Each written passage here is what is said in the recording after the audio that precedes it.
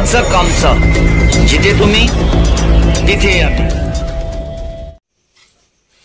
नमस्कार, वचक आमच्या न्यूजमध्ये आपले स्वागत आहे. आपल्या शहरातील ताज्या घडामोडी पाहण्यासाठी वचक आमच्या न्यूजला लाईक करा, सबस्क्राईब करा. धन्यवाद.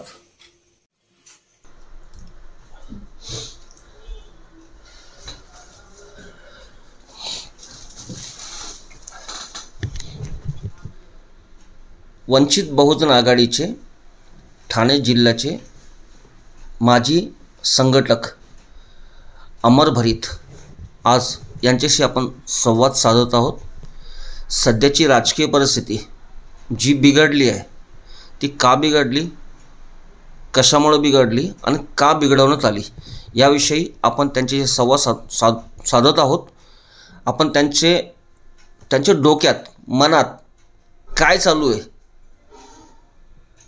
ते बाहेर काढण्याचा प्रयत्न करूया.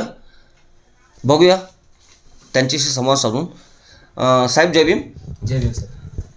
आपण सर्वात प्रथम आपला परिचय द्या आणि त्यानंतर आपण बाकीच्या गोष्टी नंतर करूया. जय भीम. मी अमर भरीत, वंचित बहुजन आघाडी माजी ठाणे जिल्हा संघटक तथा भारिप बहुजन महासंघ माजी ठाणे जिल्हा ग्रामीण अध्यक्ष. मी आज वंचित बहुजन आघाडीचा एक सक्रिय कार्यकर्ता म्हणून कार्यरत आहे. ठाणे जिल्ह्याची कमिटी सध्या डिझॉल्व असल्यामुळे कुठल्याही पदावरती सध्या नाही. लवकरच कमिटी स्थापन झाल्यानंतर पक्षाची पण काही जबाबदारी माझ्यावर देईल, त्या जबाबदारीला न्याय देण्याचा प्रयत्न माझ्या वतीने केला जाईल. अच्छा, तर आपण आता महत्त्वाचे प्रश्न विचारूया, त्यावर आपण एक सडेतोडपणे उत्तरं द्या. सध्याच्या राजकीय परिस्थितीबाबत आपलं मत काय किंवा आपल्या पक्षाचं मत काय? सध्याच्या राजकीय परिस्थितीबाबत आमच्या पक्षाचे मत किंवा ध्येय धोरण, आदरणीय बाळासाहेब आंबेडकरांनी ह्या संपूर्ण देशात रस्त्यावरची लढाई सर्वप्रथम सुरू केली. अमित शहा या देशाचे दुर्दैव आहे की एक तडीपार गुंड व्यक्ती ह्या देशाला गृहमंत्री म्हणून लाभलेला आहे आणि ह्या तडीपार गुंड गृहमंत्र्याने संसदेमध्ये जे वक्तव्य केलं, बाबासाहेबांचा जो अपमान केला की सध्या आंबेडकर या नावाचं एक फॅशन झालेलं आहे आणि कदाचित जर एवढ्या वेळेस देवाचं नाव घेतलं तर 7 जन्म स्वर्ग मिळेल. तर आपण एक लक्षात घेतलं पाहिजे, स्वर्ग नरक ह्या थोतांड संकल्पना आहेत. आतापर्यंत कोणीही स्वर्ग आहे हे प्रूव्ह करू शकलेलं नाही किंवा नरक आहे हे पण प्रूव्ह करू शकलेलं नाही. जे काय आहे ते ह्या भूतलावरती आहे. अमित शहा आज ज्या पदावरती बसलेला आहे, ज्या संसदेत बसून तो बोलतो, तर एक बाब लक्षात घेतली पाहिजे की अमित शहाला हे बोलायचा अधिकार भारतीय संविधानाच्या आर्टिकल 19 ने दिला. दुसरं सांगायचं झालं की ज्या सभागृहामध्ये बसून तो बोलतो त्या सभागृहाचं कामकाज कोणत्याही देवाच्या कृपेने चालत नाही, तर त्या सभागृहाचं कामकाज डॉक्टर बाबासाहेब आंबेडकर यांनी निर्माण केलेल्या संविधानानुसार कामकाज चालतं, कुठल्याही देवामुळे नाही. तर देव ही संकल्पना मुळात थोतांड आहे आणि बाबासाहेब आज जगाने स्वीकारलेला आहे. त्यामुळे अमित शहाने जे काही वक्तव्य केलं त्या वक्तव्याचा निषेध संसदेत झाला, संसदेच्या प्रांगणात झाला, परंतु रस्त्यावरची लढाई ही जर खऱ्या अर्थाने कोणी सुरुवात केली असेल तर ते आदरणीय बाळासाहेब आंबेडकर यांनी छत्रपती शिवाजी महाराज टर्मिनसच्या बाहेर मेन चौकात तिथे जवळजवळ 4 घंटे रस्ता ब्लॉक करून ठेवला. रस्ता ब्लॉक करून तिथे नरेंद्र मोदी जे या देशाचे प्रधानमंत्री आहेत त्यांना आव्हान केलेलं आहे की तुमच्यासाठी काही दिवसाचा अल्टिमेटम आहे. जर त्या वेळेपर्यंत तुम्ही शहाचा राजीनामा घेतला नाही किंवा शहानी माफी मागितली नाही तर पुढील आंदोलन हे आणखी उग्र करण्याचं बाळासाहेबांनी जाहीर केलेलं आहे. महत्त्वाची बाब ही पण लक्षात घेण्याजोगी आहे की आपण आझाद मैदानावरती अनेक आंदोलनं पाहिलेली आहेत. आझाद मैदानावरती छत्रपती शिवाजी महाराज टर्मिनसच्या बाहेर होणारं आंदोलन कुणालाही त्या रोडवरती आंदोलन करायची आत्तापर्यंत परवानगी मिळाली नाही. जे काही आंदोलन होतं ते आंदोलन आझाद मैदानात ढकललं जातं. आझाद मैदानात ती सगळी पब्लिक घेतली जाते. परंतु आदरणीय बाळासाहेब आंबेडकरांच्या नेतृत्वाखाली फार मोठं आंदोलन घेण्यात आलं. जवळजवळ 4 तास रस्ता ब्लॉक होता. आणि जसं की बाळासाहेबांनी डिक्लेअर केलेलं आहे, जाहीर केलेलं आहे की जर अमित शहांचा राजीनामा घेतला नाही किंवा अमित शहानी माफी मागितली नाही तर हे जे आंदोलन आहे हे आणखी मोठ्या प्रमाणात घेतलं जाईल. संपूर्ण देशभर हे आंदोलन जाईल. ही आमच्या पक्षाची भूमिका आहे. परंतु किती दिवसात माफी मागायला पाहिजे की पूर्ण 5 वर्ष झाल्याच्या नंतर माफी मागायला पाहिजे असं काही? जर अमित शहाला जनाची नाही तर मनाची लाज असेल ना तर त्यांनी त्याच दिवशी माफी मागायला पाहिजे होते. परंतु BJP वाले आहेत ना सगळेच हे निर्लज्ज आहेत, गेंड्याच्या कातडीचे आहेत. लोक रस्त्यावरती उतरतात, मागणी मांडतात किंवा संसदेत मागणी मांडतात, याचं त्यांना काही देणं घेणं नसतं. यांनी त्यांचा जो अजेंडा आहे ना त्यांचा अजेंडा राबवण्यासाठी हे तोच अजेंडा त्यांचा कुठला अजेंडा आहे? त्यांचा अजेंडा आहे संविधान संपवणं आणि येनकेन प्रकारे हिंदू राष्ट्राची स्थापना करणं. असा हिंदू राष्ट्राची स्थापना करणं हाच त्यांचा अजेंडा आहे. येनकेन प्रकारे ह्या त्यांच्या अजेंडामध्ये संविधान संपवणं, हिंदू राष्ट्र स्थापन करणं ह्या त्यांच्या अजेंड्यामध्ये जर लोकांना वाटत असेल ना की काँग्रेस अडथळा आहे, काँग्रेस अडथळा नाही आहे. त्यांना या संविधान संपवण्यामध्ये किंवा हिंदू राष्ट्र स्थापन करण्यामध्ये मूळ अडथळा हा डॉक्टर बाबासाहेब आंबेडकर आणि आंबेडकरी समाज आहे. आणि म्हणून येनकेन प्रकारे अप्रत्यक्षरित्या प्रत्यक्ष बाबासाहेबांचा अपमान करू शकत नाहीत. म्हणून अप्रत्यक्षरित्या बाबासाहेबांचा अपमान करायचा आणि एक दगड मारून बघायचा की आपण आपल्या अजेंड्यामध्ये कितपत यशस्वी होऊ शकतो. परंतु जसं की म्हटलं जातं की बाबासाहेब की औलादे अभी जिंदा आहे, त्यांचा अजेंडा यशस्वी होऊ देणार नाही. RPIचे लोक जे आहेत ना त्यांच्या संवेदना मेलेल्या आहेत. तुम्हाला बाबासाहेबांनी सांगितलेली एक घटना आठवत असेल, खापऱ्या महार. परंतु मी प्रेक्षकांसाठी ती जी घटना आहे ते मी पुन्हा प्रेक्षकांसाठी सांगतो. खापऱ्या महार नावाचा जो व्यक्ती असतो ना तो व्यक्ती एका पाटलाच्या घरी कामाला असतो.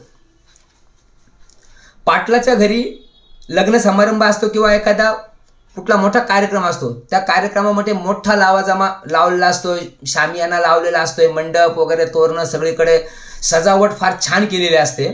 परंतु त्या पाटलाच्या घरात एक लहान बाळ असतं. ते लहान बाळ रेंगता रेंगता खेळता खेळता आता ते लहानच बाळ घाण करतं. घाण केल्यानंतर आता एवढा मोठा शामियाना उभा केलेला आहे, सजावट केलेली आहे आणि अशा परिस्थितीमध्ये त्या बाळाने घाण केली. आता पाटलाच्या सुना असतील, पाटलाच्या घरातल्या कोणी महिला असतील, त्यांनी तर सगळ्या सोनं नाणं अंगावरती घालून मेकअप वगैरे करून त्या सगळ्या व्यवस्थित आहे, टापटीपमध्ये आहेत. मग ते घाण उचलायची कोणी? मग अशा वेळी तो पाटील त्या खापऱ्या महाराला आवाज देतो, ए खापऱ्या खापऱ्या इकडे, ती घाण उचल. त्या खापऱ्याला काय वाटतं, अरे पाटलाच्या दारात एवढे नोकर आहेत पण ह्या एवढ्या नोकरांमधून पाटलांनी फक्त मलाच आवाज दिला म्हणजे मी फार ग्रेट आहे. अशी परिस्थिती आहे. एक जर लक्षात घेतलं तुम्ही तर रामदास आठवले यांना समाज कल्याण राज्यमंत्रीपद दिलं. मागच्या 15 दिवसापूर्वी पेपरला बातमी आली की समाज कल्याण विभागाचा केंद्रीय निधी 70% निधी हडप केला. मग यांना जर BJP किंवा नरेंद्र मोदी हे आवाज देत असतील, यांना स्टेजवरती बोलत असतील, तर यांची परिस्थिती त्या खापऱ्या महारापेक्षा वेगळी नाही आहे. म्हणून यांच्या जशा त्या खापऱ्या महाराच्या संवेदना मेलेल्या होत्या, तशा यांच्या संवेदना ह्या मेलेल्या आहेत. शिलाताई गांगुर्डे यांनी जर आंदोलन केलं असेल तर मी शिलाताई गांगुर्डे यांचं मनपूर्वक अभिनंदन करेल की त्यांच्या पक्षाचा प्रोटोकॉल डावलून त्यांनी आंदोलन केलं. त्यांचं मी मनपूर्वक अभिनंदन करेल.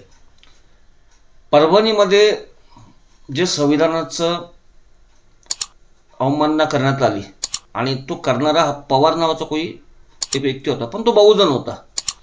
बाबासाहेबांनी जे संविधान दिलं ते सर्वांसाठी सारखंच लिहिलं, सर्वांना सारखे अधिकार दिले. मग त्या मुलाला किंवा त्या व्यक्तीला असं का वाटलं की संविधानाची तिथं आपण मोडतोड करावी?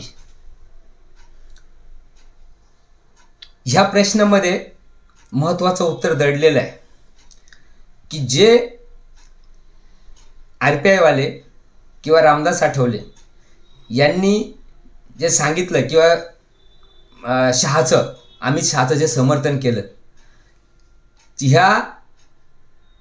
ह्या प्रश्नामध्ये त्याचं पण उत्तर दडलेलं आहे. मुळात भाग असा आहे की बाबासाहेबांनी जे संविधान लिहिलं ना, तर बाबासाहेबांच्या संविधानाला आज रामदास आठवले ज्या BJP सोबत आहेत, त्यांची जी मातृसंस्था आहे राष्ट्रीय स्वयंसेवक संघ आणि त्यावेळेच्या कट्टर हिंदुत्ववाद्यांनी संविधानाला तेव्हापासून विरोध केलेला आहे. हे संविधान आमचं नाही.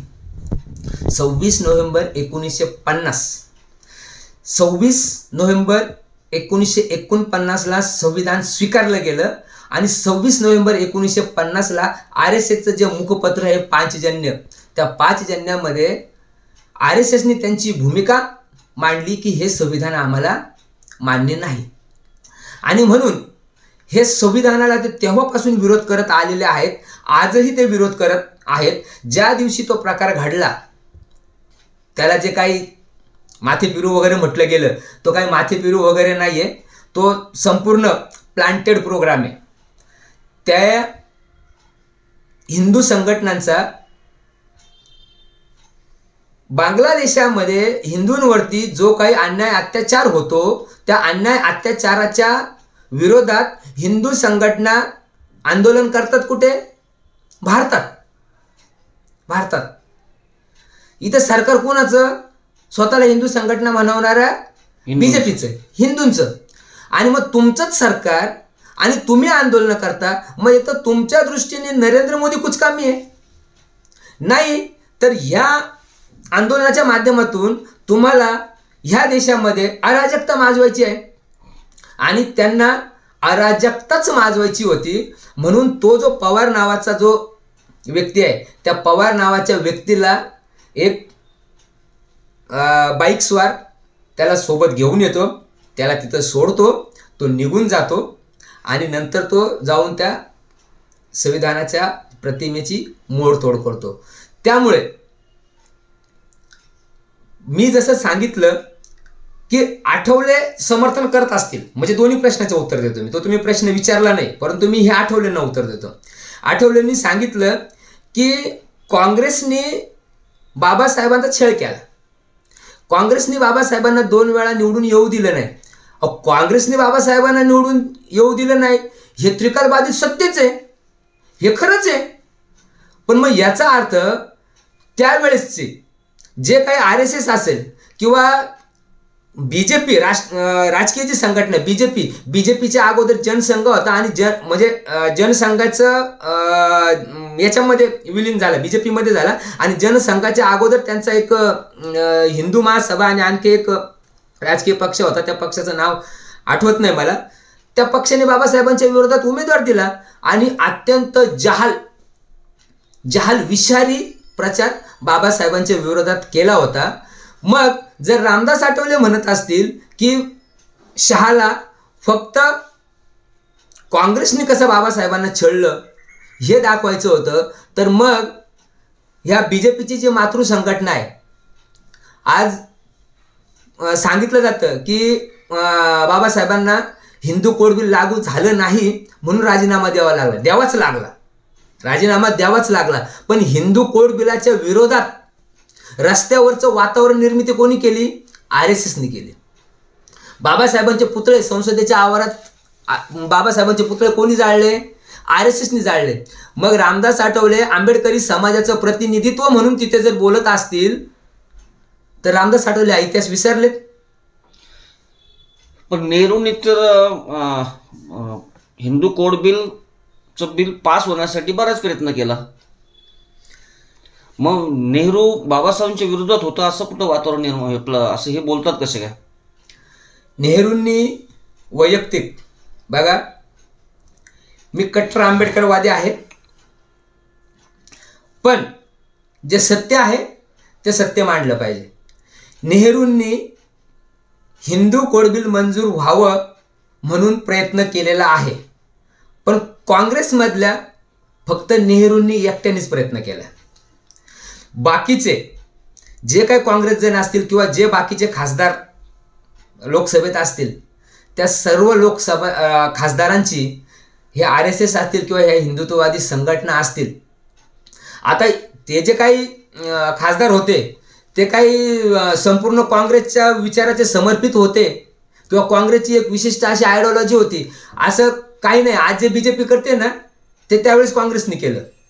काँग्रेसनी जे पाप केलेत तेच पाप आज BJP करतात. मग जर काँग्रेस प्रधानमंत्री होते, त्यांची कमांड होती, तर त्यांनी हिंदू कोड बिल संसदेत सादर करायच्या अगोदर त्यांच्या खासदारांची मीटिंग घेऊन हे बिल मंजूर झालं पाहिजे अशी त्यांना ताकीद द्यायला पाहिजे होती. परंतु नेहरूंनी ती दिली नाही.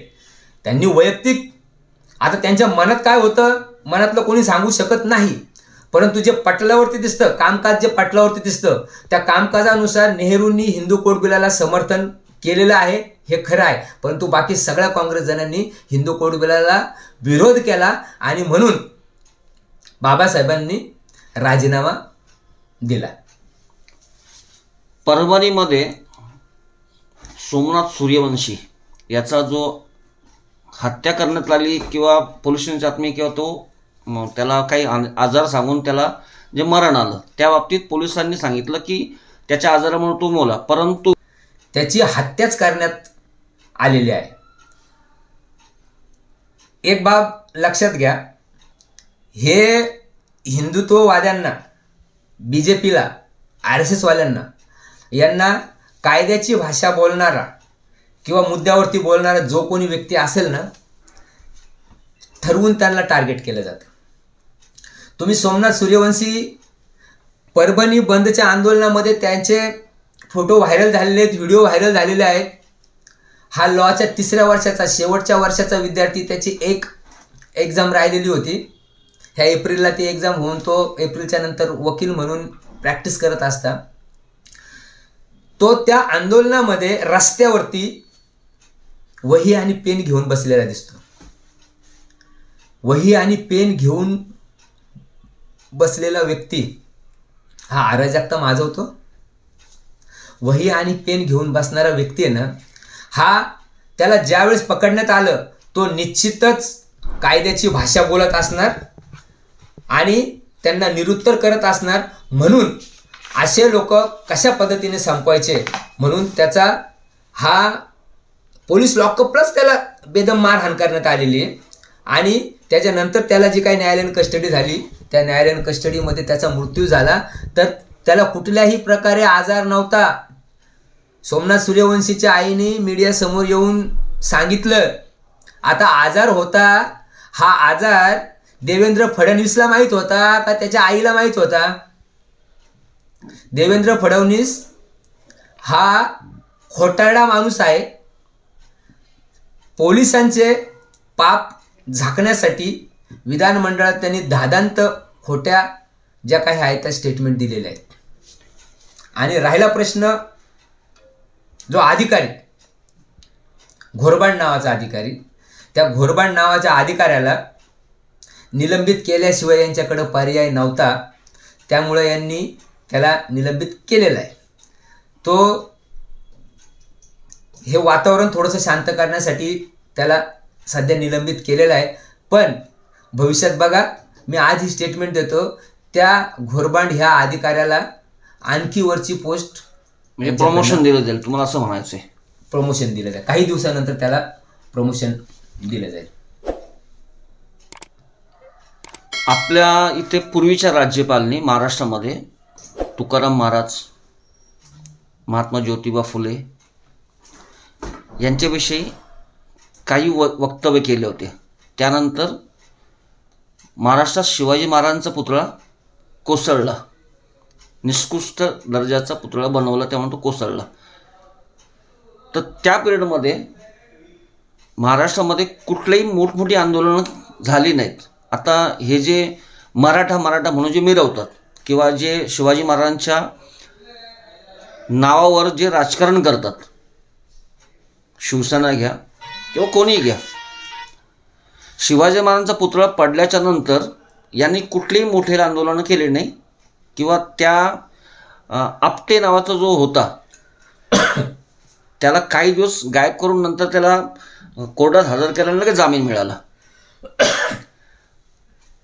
असं नाही तुम्हाला वाटत का की या लोकांचं असं आहे की एक एक समाज चेक करतात की आपण यांच्यावर बोलल्यावर काय परिणाम होतो, त्यांच्यावर बोलल्यावर काय परिणाम होतो, यांच्यावर, आणि शेवटी त्या लोकांनी बाबासाहेबांना हात टाकण्याचा प्रयत्न केला. तर तुमचं असं वाटत नाही का की हे प्रत्येकाला चेक करत होते कोणता समाज आपल्या विरोधात जाऊ शकतो, आणि त्यांना हे जाणवलं की बाबासाहेबांना हात टाकणं म्हणजे फार मोठा गुन्हा होऊ शकतो किंवा आपल्याला ते डोईजड होऊ शकतो, असं वाटतं का तुम्हाला? छत्रपती शिवाजी महाराज हे संपूर्ण महाराष्ट्रासाठी आराध्य आहेतच, परंतु छत्रपती शिवाजी महाराजांचं नाव घेऊन राजकारण करणारे किंवा आम्ही शिवाजी महाराजांचे वंशज, शिवाजी महाराज आमचेच असं म्हणून राजकारण करणारे किंवा वावरणारे आहेत ना, यांचा शुद्ध ढोंगीपणा आहे. शिवाजी महाराज त्यांनी स्वीकारलेलेच नाही. फक्त शिवाजी महाराज त्यांना कशासाठी पाहिजे माहिती आहे का, की शिवाजी महाराज क्षत्रिय होते आणि आम्ही क्षत्रिय कुळातले आहोत, आम्ही राजकुळातले आहोत आणि म्हणून आम्ही श्रेष्ठ आहोत. ह्या श्रेष्ठत्वाच्या भावनेसाठी फक्त त्यांना शिवाजी महाराज हवे आहेत. शिवाजी महाराजांना त्यांनी स्वीकारलेलं नाहीये. शिवाजी महाराजांना जर त्यांनी स्वीकारलं असतं तर शिवाजी महाराजांच्या राज्याभिषेकाला विरोध करणारे कोण? शिवाजी महाराजांच्या हत्या करणारे कोण? छत्रपती संभाजी महाराजांच्या हत्या करणारे कोण? ते औरंगजेबाने पकडलं असेल, पण कुराणाच्या कोणत्या याच्यामध्ये लिहिलेलं आहे की डोळे काढा, जीभ कापा? कशात लिहिलेलं आहे? हे तर मनुस्मृतीमध्ये लिहिलेलं आहे.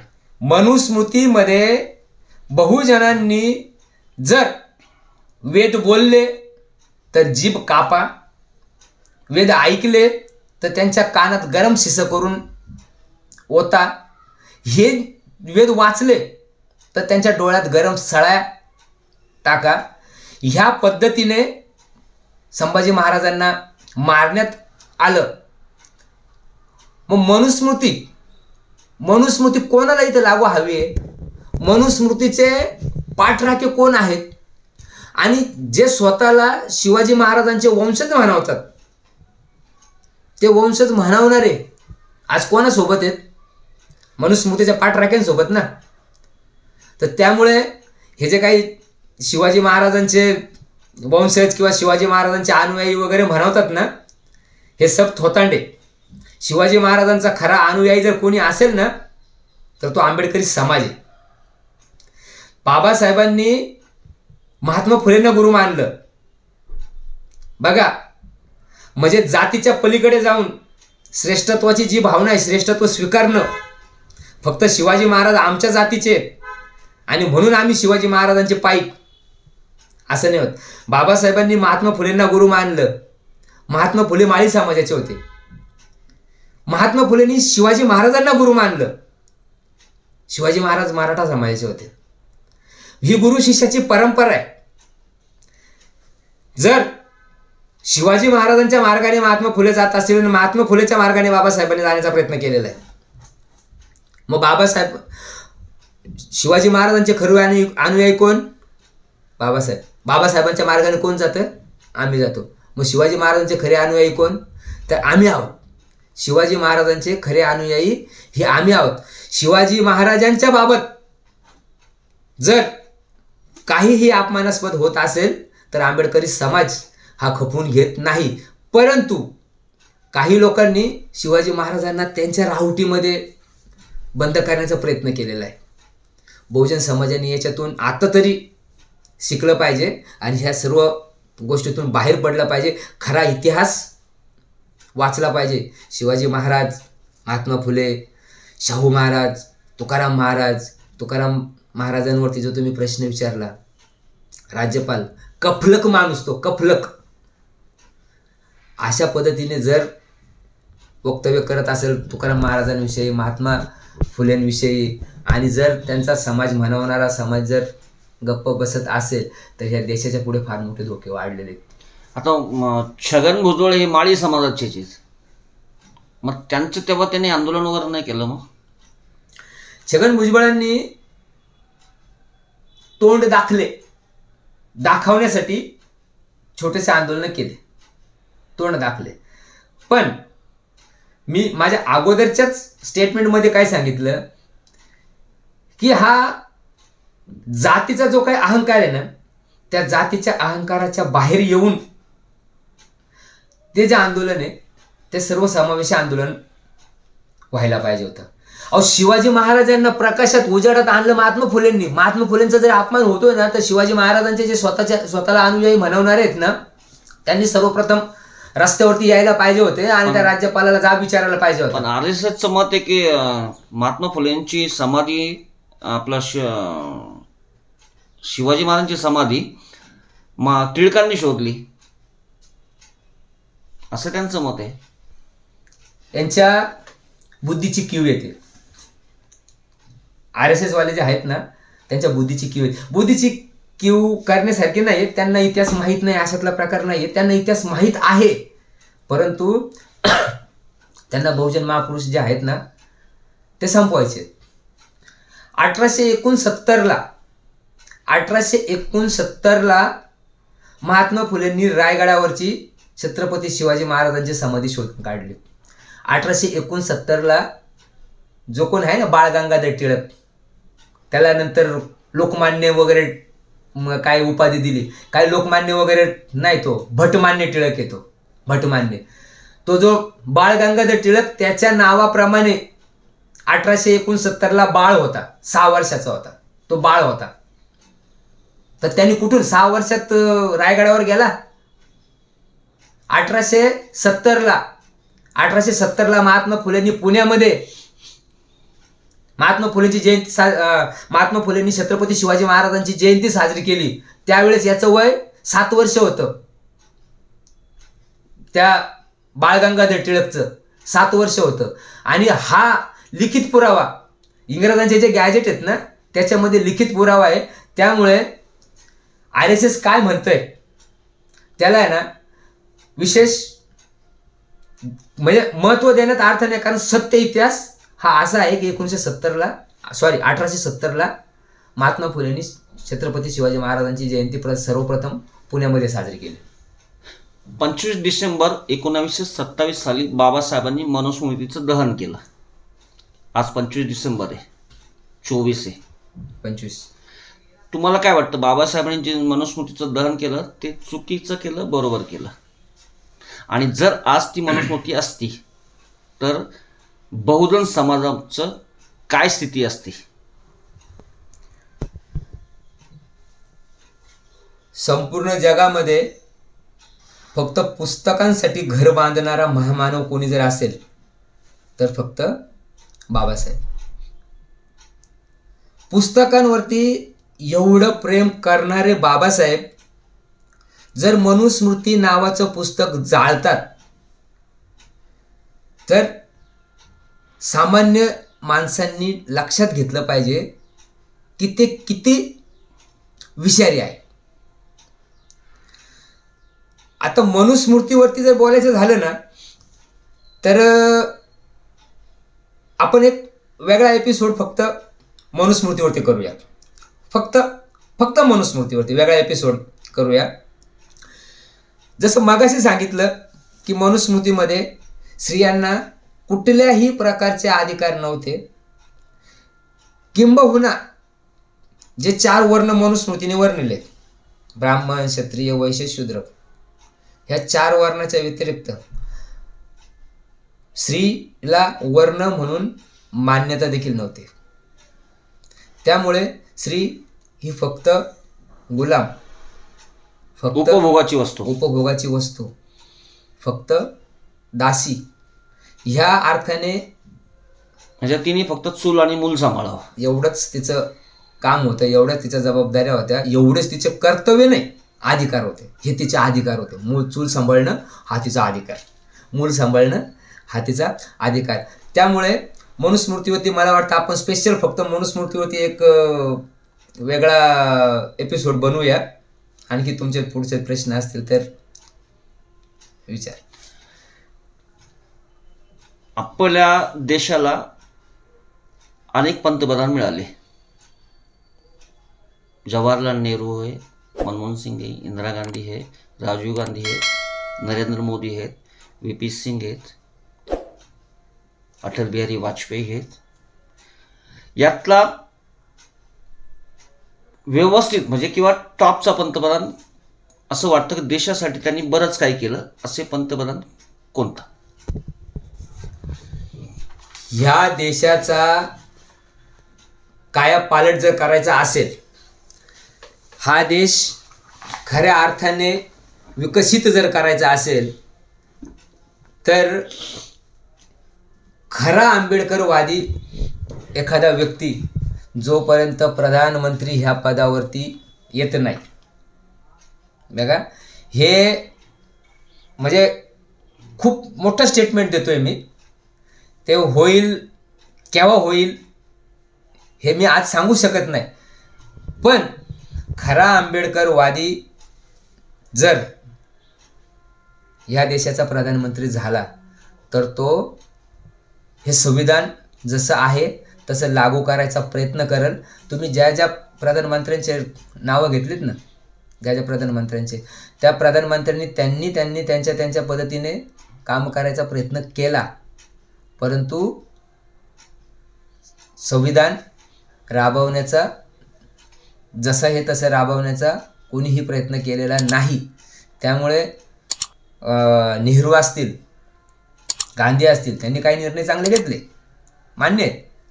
नेहरू असतील, इंदिरा गांधी असतील, मनमोहन सिंग असतील, काही निर्णय त्यांनी चांगले घेतलेले आहेत. परंतु जर आपला देश ह्या संविधानाप्रती चालवायचा असेल तर ह्या देशावरती आंबेडकरवादी असणारा प्रधानमंत्री बसणं हे गरजेचं आहे. पंतप्रधान असो किंवा गृहमंत्री असो, मुख्यमंत्री असो, हे सर्व संविधानावर डिपेंड असतात. म्हणजे ग्रामपंचायतचं सदस्यापासून तर मुख्यमंत्री, पंतप्रधान, राष्ट्रपती हे संविधानाच्या नुसार तिथं जातात.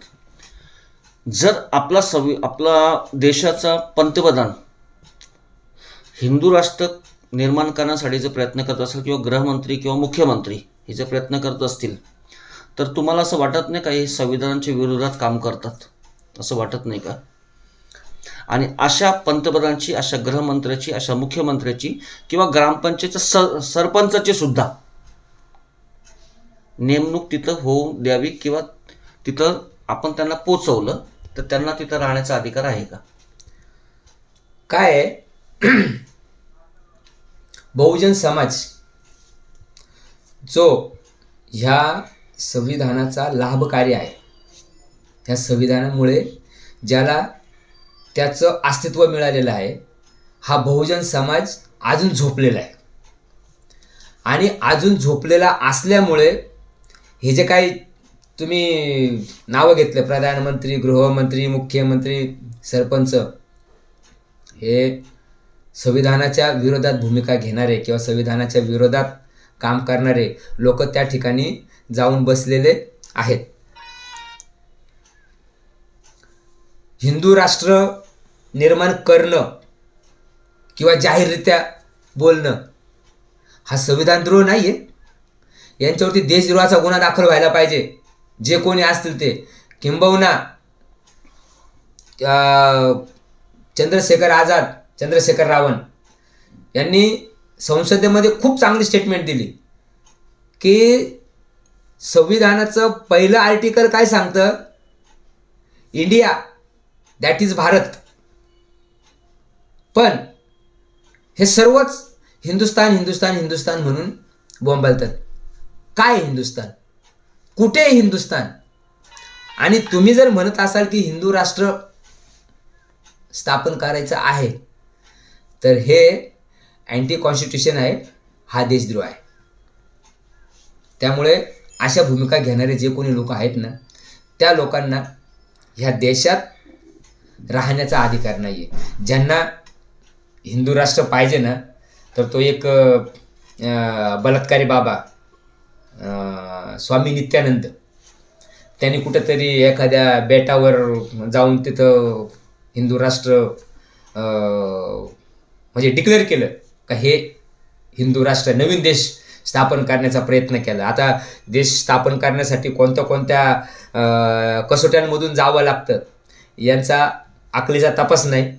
परंतु इथे बलात्काराचे गुन्हे दाखल झाले, अनेक गुन्हे, एकच नाही अनेक गुन्हे दाखल झाले, म्हणून भारत देशातून पळून गेला आणि तिकडे जाऊन तो हिंदू राष्ट्र आम्ही जाहीर केलं. तर हिंदू राष्ट्र का जाहीर केलं, कशा प्रकारे हिंदू राष्ट्र?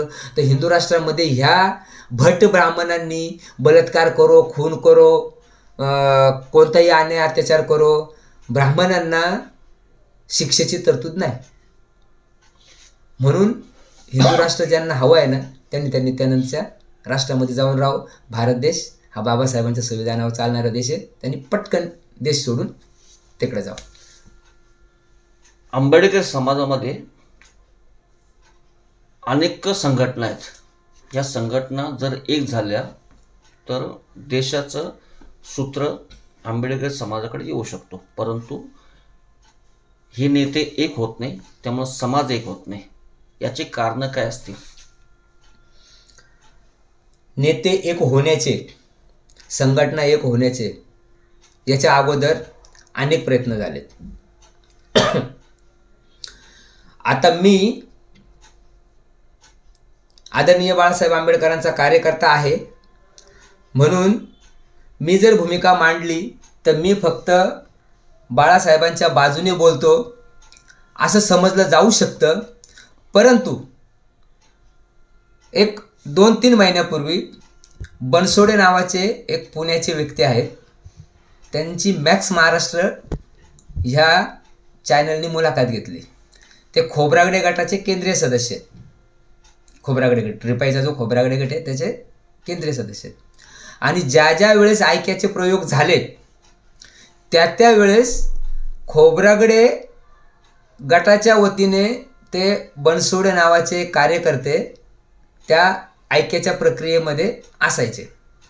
त्यांची मुलाखत आहे मॅक्स महाराष्ट्राने घेतलेली.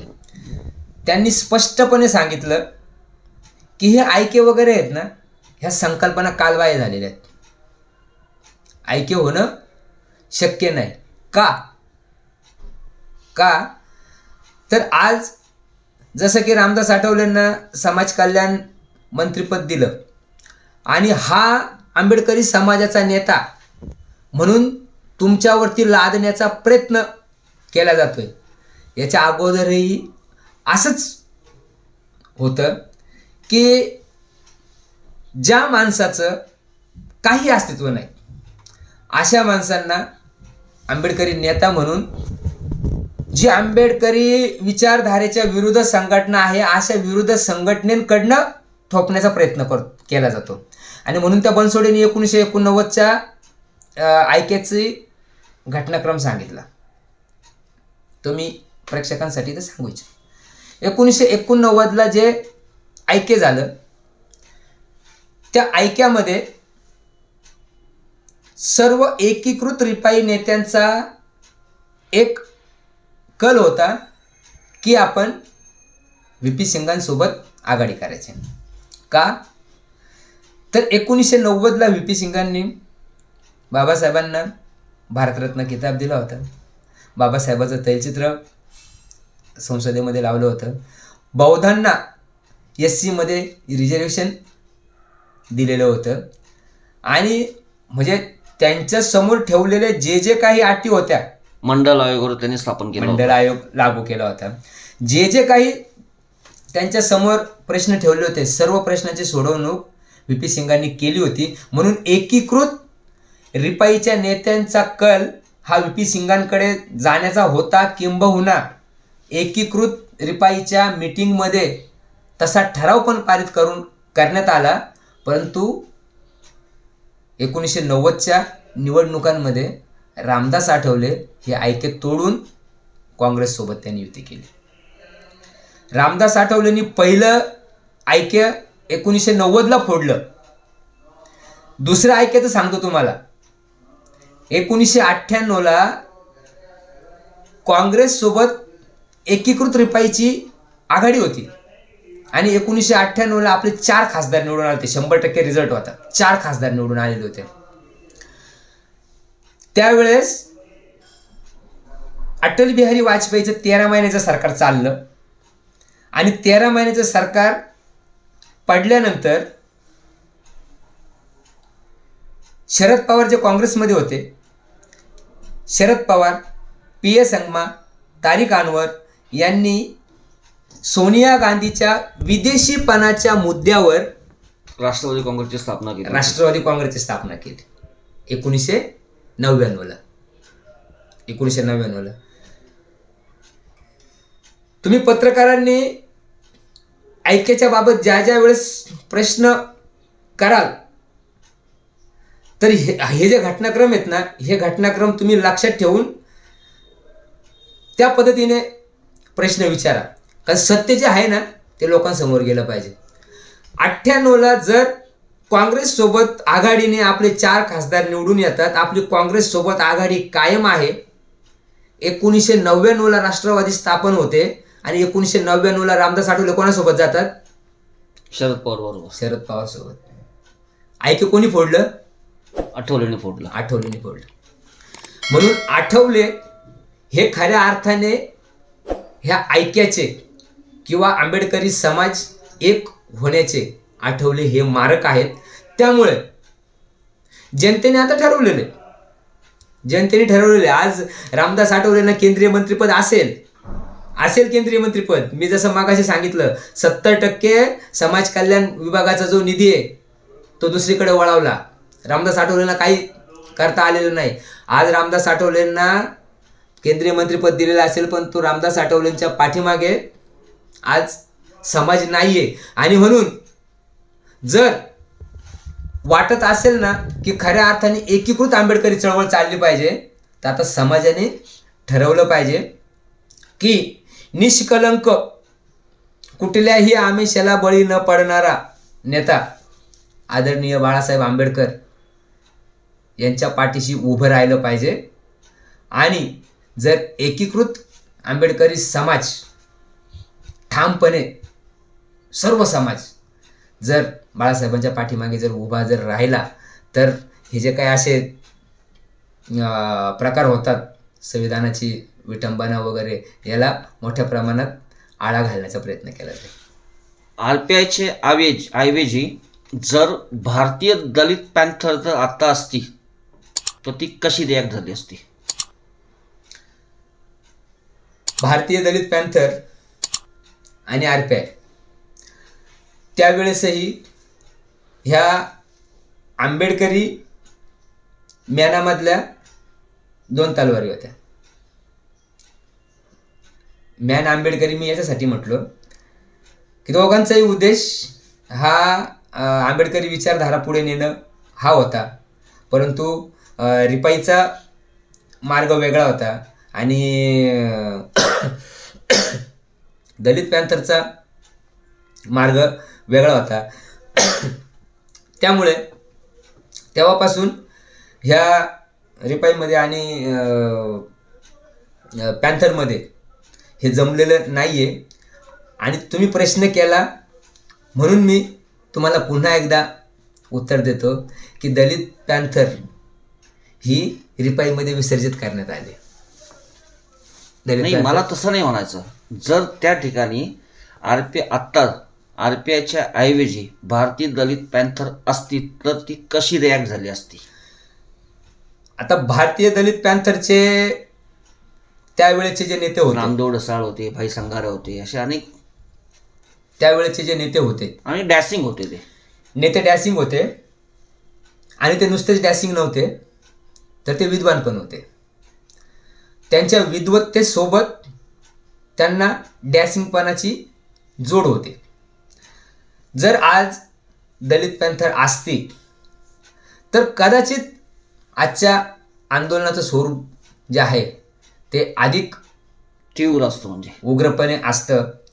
आणि त्यातही जे काही म्हटलं जातं की रामदास आठवले दलित पॅन्थरचा वाघ होते, तर मी असे जे वाघ होते म्हणणाऱ्यांना आहे ना, मी प्रश्न करतोय की रामदास आठवले दलित पॅन्थरचे वाघ होते ते कोणत्या वेळेस होते? रामदास आठवलेंनी रामदास आठवले म्हणून असा एखादा सामाजिक कोणता प्रश्न घेतला आणि तो विचारला किंवा तो सोडवला? विचारला नाही, विचारायला विचारतात, पब्लिसिटीसाठी, बातम्यांसाठी, व्हिडिओसाठी विचारतात, पण प्रश्नाची सोडवणूक कोणती केली तर आरपीआयच्या कार्यकर्त्यांकडे उत्तर नसतं.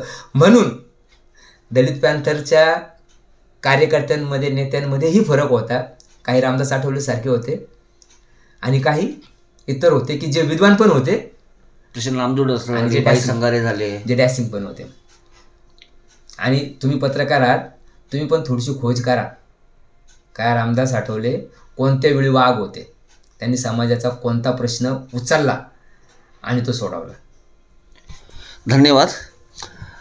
आपण आता अमर भरीत यांच्याशी जो संवाद साधला, त्यांनी आपले जी मतं आहेत एकदम परखडपणे मांडलीत, त्याकरिता वचक आमचा न्यूज त्यांचा आभारी आहे आणि त्यांना पुढील वाटचालीसाठी हार्दिक शुभेच्छा देत आहे. जय हिंद. जय